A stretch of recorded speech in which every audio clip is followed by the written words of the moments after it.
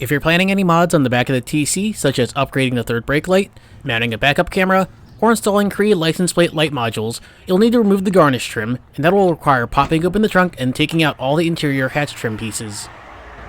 This section is clipped in place here, here, here, and here, as well as here to the side trim and here to the other piece.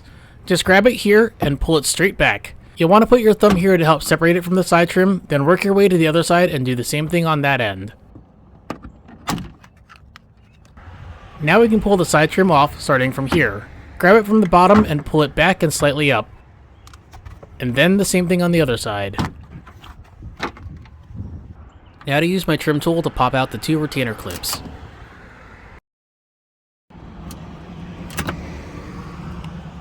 I recommend popping off this panel to give yourself a spot to grab to remove the last piece. I'm just going to take my small trim tool and put it in the notch here and work my way across until I can pop it out.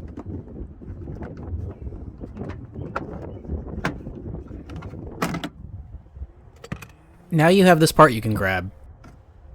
I'm going to start by pulling out the clips on the top corners first.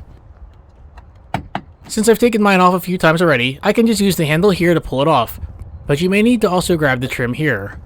While holding the hatch in place, grab the trim and pull straight down very hard. You can now see the 12 clips that were holding it in place. Just make sure none got stuck in the hatch. Now if you're doing some work back here and drop a nut or bolt inside, you can get to it from this opening. Let's say you dropped your spoiler bolt here. You can use a telescoping magnetic tool to easily grab it. I'll put a link to mine in the video description below. While we're back here, these are the two nuts holding the third brake light in place. And this nut here, these two here, and the last one here are securing the garnish trim. When reinstalling the rear trim, start with this clip first. Then this bottom corner. Then the middle clip on the other side, followed by that bottom corner and the rest of the bottom edge. Now push the top clips in. You may need to pull the trim back a little so that the clips line up with their holes, then pop them into place. Next, reinstall the retaining clips on both sides. And now the side pieces. Just pop them into place starting from the rear. And then push the top tab into place. If you can't get it to pop in, use a trim tool to hold the rear piece in place like this and then press it in.